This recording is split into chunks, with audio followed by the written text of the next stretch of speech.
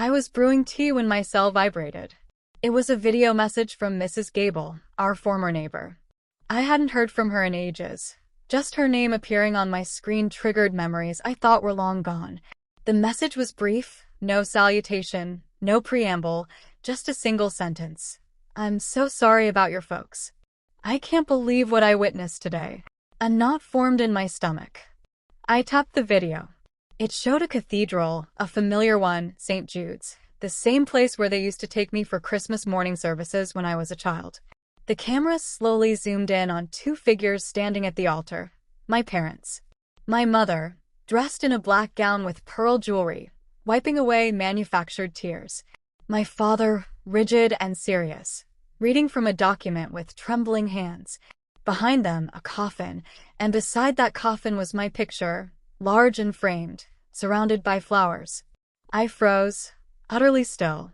No, my father's voice echoed from the phone. She was always a difficult child, but we cherished her. We did everything within our power. My vision swam. He was delivering a eulogy, my own. Although she departed this world prematurely, we pray her spirit finally finds tranquility. What? I wasn't dead. I was standing in my apartment, very much alive, breathing, and shaking uncontrollably. This couldn't be real. I dragged the timeline back, replayed it over and over. Their expressions didn't alter. Their voices didn't waver with genuine sorrow. They were composed, in control, acting. I clutched the edge of the kitchen counter. My hands wouldn't stop quivering. What in the world is happening? I muttered aloud. Why are they doing this? I hadn't communicated with them for years.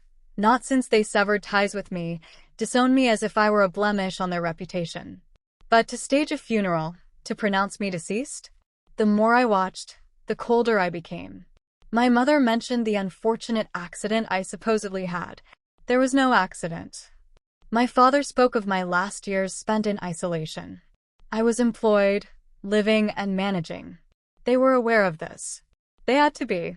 So why? Why were they orchestrating this? I lowered myself onto a chair, the phone still playing. The video concluded with the camera panning across the attendees. Distant cousins, family acquaintances, even my childhood music teacher, all present, all wearing black, all under the impression that I was gone dead. And nobody, absolutely nobody, had even attempted to contact me.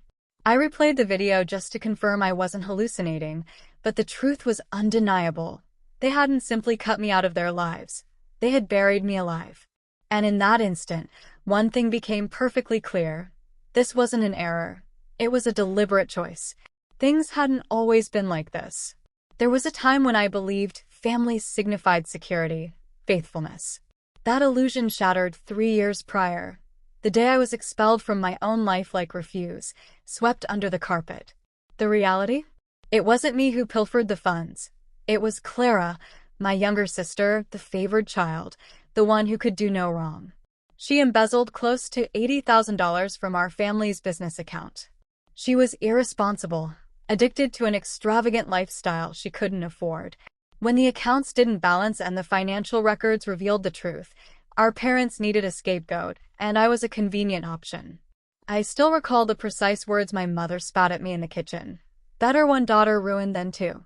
My father didn't even glance at me when he uttered, "You've brought shame upon us. You are no longer our daughter." The following morning I was gone. No money, no explanation to anyone, just silence. I tried phoning, messaging. I sent letters. Nothing. My number was blocked. When I tried to reach out to close family friends, they suddenly stopped responding. One by one, doors that had always been open slammed shut. I became a phantom, not just to them, but to the entire social circle that had once known me. Eventually, I did what broken individuals do. I departed. I relocated overseas, found work in a cafe, changed my phone number, learned to live discreetly. I didn't post on social media. I rarely even used my name. But even then, deep down, I clung to hope.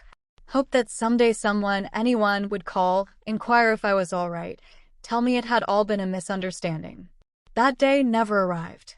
Instead, something far worse did. Last year, I attempted to renew my old email account, but it wouldn't proceed. When I contacted customer support, I was informed that the account had been deactivated due to a report of user demise. My name had been marked as deceased in their system, officially, digitally, completely. They hadn't just disowned me, they had erased me. I couldn't sleep that night. The video replayed endlessly in my mind, their voices, their insincere sorrow, my face next to a coffin. I'd never witnessed my own funeral without my presence. Something was fundamentally wrong. So I began investigating. First, I contacted my Aunt Beatrice, my mother's older sister. We hadn't spoken in years, but she always used to secretly give me candy at family gatherings. She answered on the second ring. "Hello, Aunt Beatrice, it's me, it's Naomi." Silence. Then a click. She hung up. I called again. Blocked. Next, I tried my cousins. One sent me a thumbs-up emoji and never replied again. Another inquired, "Is this some kind of cruel joke?" Nobody believed it was me, except one, my youngest cousin Leo, the one who always looked up to me when we were younger. He texted back hesitantly, "Naomi? Are you truly alive?" "Yes. I need to know the truth." What did they tell everyone? The typing indicator flashed for a long time. Then, "They said you died in a traffic accident abroad 3 years ago." My stomach plummeted. They had fabricated an entire story. Said it happened while you were traveling, that it was too late to bring your body home. Cremation, closed casket. I nearly dropped my phone.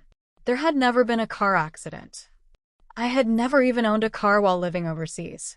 Something inside me fractured. I retrieved every document I possessed. Passport stamps, rental agreements, immigration papers. I had never been in an accident. I had never gone missing.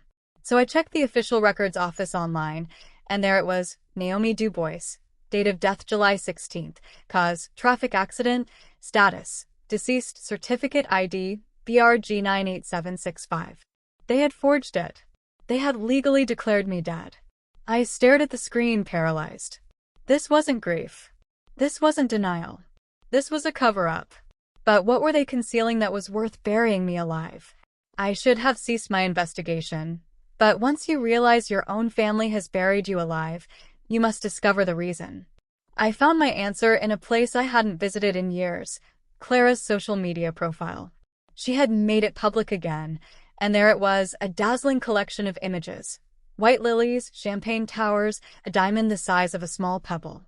Clara's wedding. Everyone was present. Aunt Beatrice, smiling as if she hadn't hung up on me. My cousins, raising their glasses. Even great-uncle Walter, who resided in another country and never attended anything.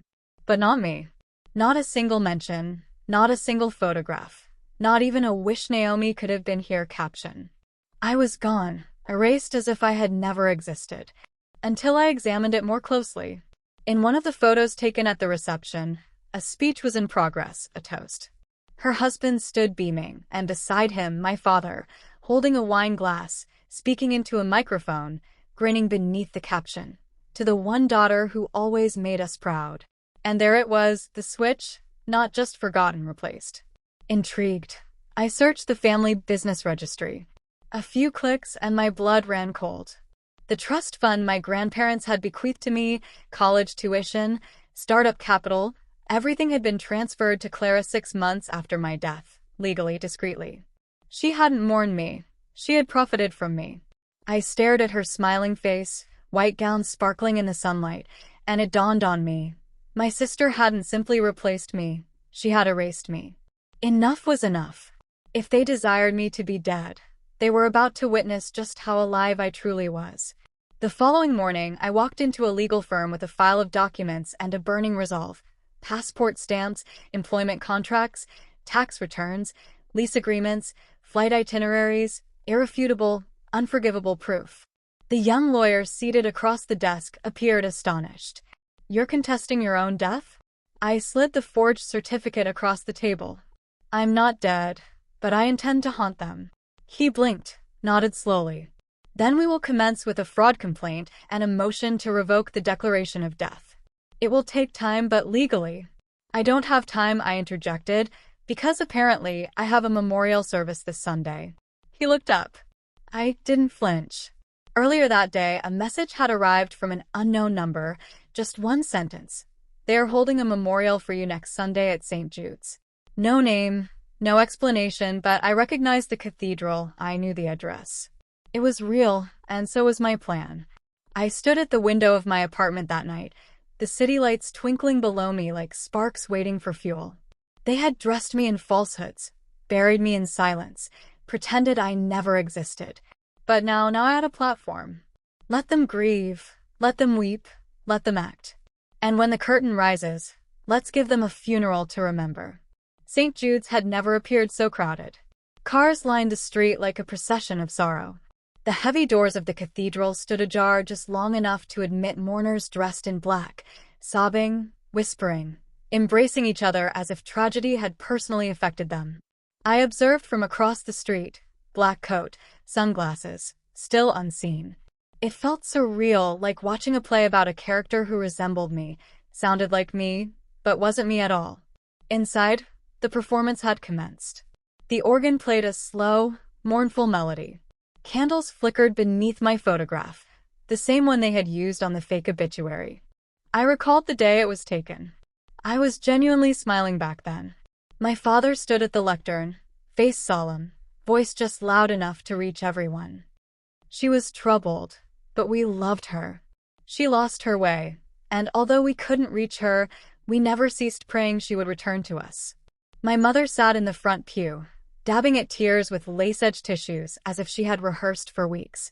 Her sobs were delicate, perfect. And Clara, she stood beside her, pearls clutched as if they were preventing her heart from shattering. My sister Naomi was complex, but she was mine. I wish I could have said goodbye. A lie wrapped in a tear, tied with a bow. I moved closer to the entrance, just enough to hear. The priest raised his hand reverently. May she rest in peace. I exhaled slowly. Not yet.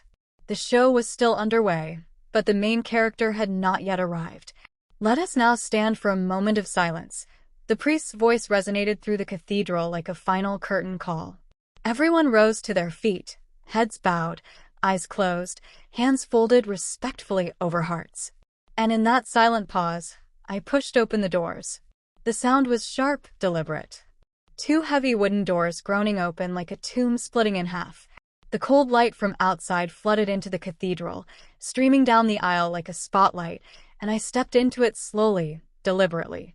Each heel striking the marble floor echoed like a gunshot. Click, click, click. The silence shattered. Gasps. A few people turned, then more. Whispers erupted like wildfire. Is that? It can't be. A child's voice cut through the tension. Mommy, isn't that her? I removed my sunglasses. Eyes met mine, wide, disbelieving, terrified. My mother's face drained of color. Her lips trembled. Then she collapsed, a dramatic, theatrical faint. Her body fell as if she had rehearsed it. My father's mouth hung open, wine glass slipping from his grasp. It shattered against the pew. Clara locked eyes with me and froze. Her jaw tightened, her pearl necklace twisting in her grip. A half-full glass of champagne tumbled from her hand and splashed across her pristine white shoes. The priest, stunned, took a step back. I continued walking.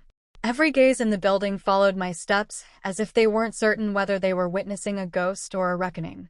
And perhaps I was both. I didn't utter a word. I didn't need to. My presence was the thunder after the lie. The consequence they had prayed would never materialize.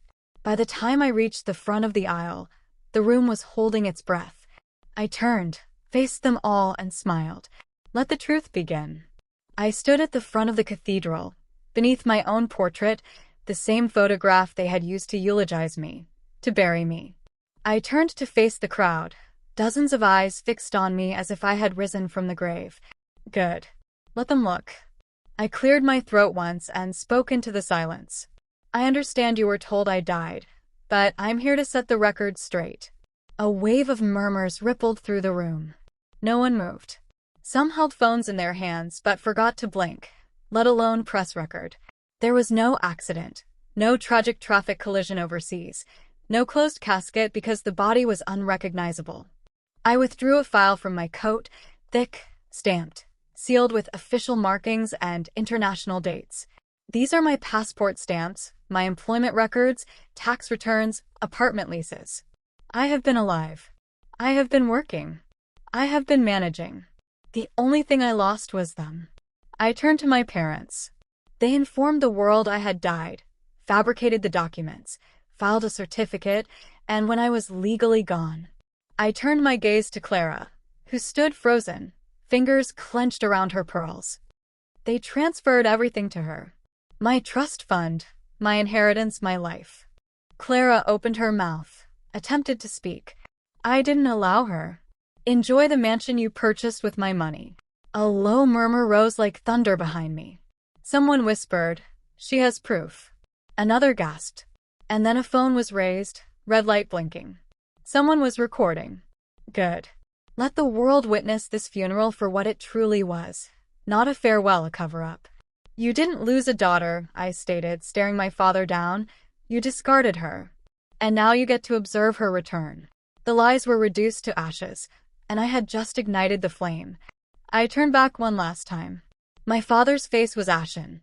My mother still trembling in her seat. Clara empty, defeated, with no pearls to clutch now. You buried me to safeguard yourselves, I said calmly, but I have returned to haunt you with the truth. No more yelling, no more fabrications, just silence, heavy, final. As I walked out, the cathedral bells commenced to ring. How fitting, a funeral bell, but this time, not for me. After 1 week, I handed the documents to my lawyer, signed the final page, watched the death certificate being torn in half. My legal resurrection was official.